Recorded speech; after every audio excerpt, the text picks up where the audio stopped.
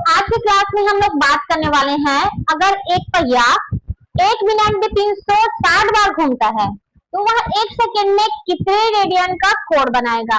चलिए इस क्वेश्चन को आज हम लोग सॉल्व करते हैं। देखिए हमारा क्वेश्चन यह है, ठीक है, जो मैंने अभी बताया वही क्वेश्चन यहाँ पे दिया हुआ है।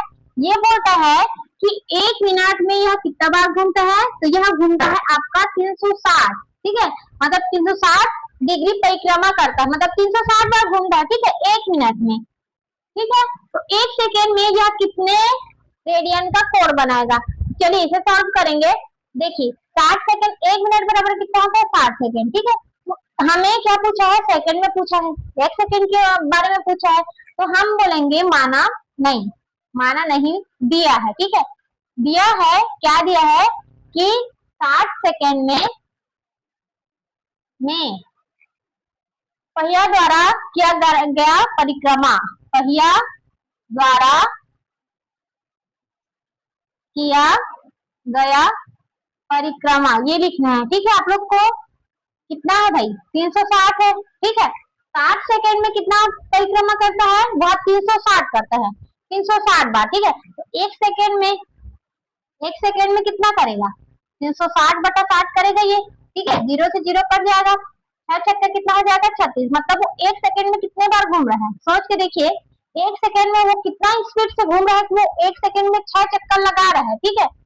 तो अब हमें क्या करना है कि 1 सेकेंड में वो 6 बार घूम रहा है, ठीक है। तो 360 को, ये डिग्री है, ठीक है, 360 को जब हम लोग रेडियन में चेंज करते हैं तो इसका मान क्या आता है, 2 पाई आता है, ठीक है। 2 पाई क्यों, क्योंकि हमें यहाँ पे रेडियन में पूछा गया है। तो यहाँ पे एक पहिया अगर 360 डिग्री का परिक्रमा करता है तो वो उसका मान कितना होगा, 2 पाई होगा। कैसे, देखिए 360 डिग्री को हम रेडियन में चेंज करेंगे, ठीक है, तो क्या हो जाएगा, पाई बाई 180 हो जाएगा। 0 से 0 कटेगा, 18 गुना 18, 18 दूनी 36, मतलब 2 पाई मान आ गया 360 डिग्री का। तो हम लिख सकते हैं कि 360 डिग्री, ठीक है, सॉरी 2 पाई लिख सकते हैं। 1 सेकेंड में वह कितना कोण बना रहा है, 2 पाई का कोण बना रहा है, ठीक है। तो 6 सेकेंड में कितना बनाएगा, गुणा कर देंगे, 2 गुणी 6 पाई, तो कितना आएगा 12 पाई आएगा ना, ठीक है। यही आपका आंसर हो जाएगा, क्लियर है। देखिए 1 सेकेंड में वो 6 बार घूम रहा है, तो 1 सेकेंड में घूमने की प्रक्रिया कितनी हो गई उसकी, 2 पाई हो गया, ठीक है। तो 2 पाई को हम कैसे लिखेंगे, 2 इंटू 6 पाई, क्योंकि वह 6 बार घूम रहा है 1 सेकेंड में, क्लियर है, समझ आ गया। चलिए नेक्स्ट क्वेश्चन देखते हैं कि चौथा क्वेश्चन क्या कहता है। एक वृत्त जिसकी त्रिज्या 100 सेंटीमीटर है कि 22 सेंटीमीटर इकाई की चाप वृत्त के केंद्र पर कितने डिग्री माप का कोण बनाएंगे, ठीक है। चलिए देख लीजिए क्या क्या दिया हुआ, उससे पहले हम लोग लिख लेते हैं। चलिए क्या दिया है भाई, त्रिज्या दिया है, यहाँ पर आपको लिखना है, दिया है, क्या दिया है, r इक्वल टू कितना 100 सेंटीमीटर दिया है, ठीक है। और चाप की लंबाई कितनी है, 22 है, ठीक है। यहाँ पर देख लीजिए आप लोग क्या क्या दिया हुआ है। ये है एक वृत्त, यहाँ पर साइड में बना दूंगी, ये एक वृत्त है, ठीक है, जिसकी त्रिज्या दिया हुआ है, कितना दिया है 100 सेंटीमीटर दिया, ठीक है। ये 100 सेंटीमीटर हो गया। यहाँ पर एक और खींचेंगे तब तो चाप की लंबाई आएगी, ठीक है। यहाँ से यहाँ तक कितना दिया है चाप की लंबाई, तो ये दिया आपको 22 सेंटीमीटर दिया है, ठीक है, ये दिया हुआ है। यहाँ पर ये कितने डिग्री का कोण बनाएगी ये पूछा हुआ है, ठीक है। तो ये पूछा है आपको, थीटा पूछा है, आर दिया है, यहाँ पर एल दिया है, ठीक है। तो चलिए आगे देख लेते हैं हम लोग। चाप की लंबाई का सूत्र क्या होता है, चाप की लंबाई क्या होगा, L equal to R theta होगा। ये एल का मान रखिए 22 है, आर का मान क्या है 100 है, थीटा का थीटा, तो थीटा को इस साइड ले आइए तो क्या हो जाएगा 22 बटा 100 होगा ये, ठीक है, ये 22 बटा 100 है, ठीक है। तो डिग्री माप में हमें निकालना है, तो डिग्री माप का सूत्र क्या होता है,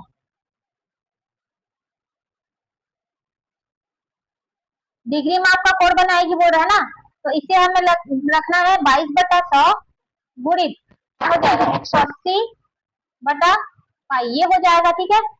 तो अब इसे कैसे सॉल्व करेंगे, चलिए इसे मैं चेंज कर दूं।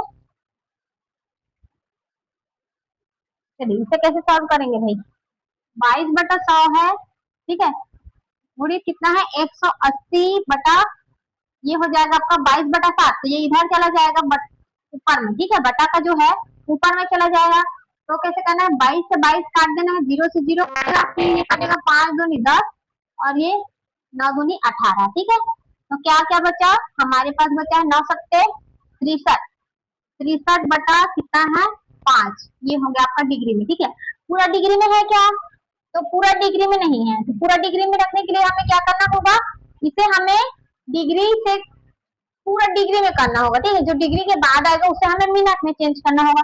तो चलिए भाग दे देंगे इसको 5 से 63 को। ठीक है, कितना आएगा, 5 से कम 5, 1 बचा, 5 दूनी 10, 3 बचा। ठीक है, तो इसे हम कैसे लिख सकते हैं, इसे हम लिख सकते हैं 12 गुणांक 3/5 डिग्री। ठीक है, इसे फिर से डिग्री में चेंज कीजिए, 12 को निकाल देंगे, 12 डिग्री हो जाएगा, ये 3/5 डिग्री बन रहा है। ठीक है, ये बच रहा है 3/5 डिग्री। तो इसे हमें क्या करना है भाई, मिनट में चेंज करना है। मिनट में चेंज करने के लिए क्या करना है, 60 से मल्टीप्लाई करना है, तो 60 से मल्टीप्लाई कीजिए, क्या हो जाएगा 12 डिग्री और 12 पंचे 60, 12 कितना हो गया, 12 36 मिनट, ये हो गया आपका आंसर। ठीक है, कितना डिग्री कोण बनाएगी भाई, तो ये बनाएगी 12 डिग्री 36 मिनट का कोण बनाएगी। क्लियर है, अगर आपको त्रिज्या और उसकी चाप की लंबाई दिया है तो आप उसका डिग्री माप आसानी से निकाल सकते हैं। चलिए नेक्स्ट क्वेश्चन देखते हैं। देखिए पांचवा क्वेश्चन क्या कहता है, एक वृत्त जिसका व्यास 40 सेंटीमीटर है कि एक जीवा 20 सेंटीमीटर लंबाई है, तो इसके संगत छोटे चाप की लंबाई ज्ञात कीजिए। क्या बोल रहा है भाई कि यहाँ पे एक वृत्त है। ठीक है, एक वृत्त है जिसका व्यास कितना है 40 सेंटीमीटर, ये ठीक है 40 सेंटीमीटर है। और क्या बोला है कि एक जीवा, मतलब यहाँ पे एक जीवा बन रहा है, इसका लंबाई कितना है, ये है 20 सेंटीमीटर। ठीक है, 20 सेंटीमीटर है ये। ठीक है, तो इसको और इसको मिला देंगे, ये ठीक है, ये मिल गया, क्योंकि इधर से इधर इसको मिला देंगे केंद्र पर। ठीक है, ये आपका केंद्र हो जाएगा। ठीक है, अगर क्या बोल रहा है कि जीवा 40 सेंटीमीटर है ना, सॉरी ये है व्यास, व्यास 40 सेंटीमीटर है और जीवा क्या बोल रहा है कि ये है आपका 20 सेंटीमीटर। तो जब व्यास 40 सेंटीमीटर है तो क्या त्रिज्या उसकी आधी नहीं होती, होती है ना, तो यहाँ पर इसकी त्रिज्या कितनी हो जाएगी, 20 सेंटीमीटर हो जाएगी, इधर भी कितनी हो जाएगी 20 सेंटीमीटर हो जाएगी, क्योंकि ये पूरा है। ठीक है, पूरा जीवा है। यहाँ पे हमें क्या क्या मिला है, दिया है, क्या दिया है भाई, यहाँ पे दिया है व्यास। ठीक है, व्यास कितना है 40 सेंटीमीटर है। ठीक है, और जीवा कितना है, जीवा है आपका 20 सेंटीमीटर, और फिर त्रिज्या क्या निकल रहा है हमारे पास, तो ये भी 20 सेंटीमीटर निकल रहा है। ठीक है, तो यदि तीनों त्रिभुज की तीनों भुजा का कोण समान है, यहाँ पे देखिए इसका भुजा भी समान है, इसका भुजा भी समान है और इसका भुजा भी समान है। अगर त्रिभुज के तीनों भुजा का कोण समान होता है तो वो क्या त्रिभुज कहलाता है, कहलाता है समबाहु त्रिभुज, क्योंकि उनकी भुजाएं क्या है समान है। ठीक है, तो हम लिख सकते हैं क्योंकि त्रिभुज की तीनों भुजा समान है तो यह क्या होगी, समबाहु त्रिभुज होगी। समबाहु त्रिभुज है तो यह कितना डिग्री का कोण बनाएगा, ये आपका 60 डिग्री का कोण बनाएगा। ठीक है, 60 डिग्री का कोण बनाएगा। तो देखिए अगर ये थीटा है तो इसे हमें क्या में चेंज करना होगा, रेडियन में। क्यों करेंगे चेंज, क्योंकि अगर कहीं पे भी आपको व्यास त्रिज्या और जीवा के बारे में बोला जाए, ठीक है, व्यास त्रिज्या या जीवा के बारे में, या व्यास छोड़ भी जाए, जीवा और त्रिज्या के बारे में बोला जाए ना, तो आपको बस याद रखना है कि जो थीटा का मान आएगा, जो कोण का मान आएगा, उसे हमेशा रेडियन में आपको चेंज करना पड़ेगा। ठीक है, उसके बाद ही आपका जो क्वेश्चन है वो सॉल्व होगा।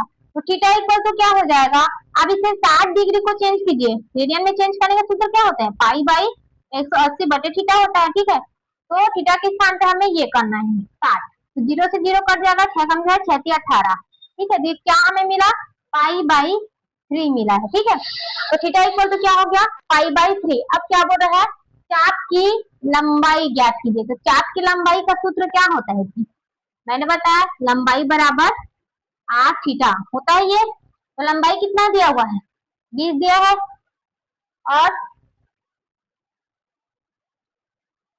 अच्छा लंबाई नहीं दिया, अभी लंबाई ज्ञात करना है, ठीक है। ये व्यास का हो जा रहा है। आर बराबर कितना दिया है, 20 दिया है, ठीक।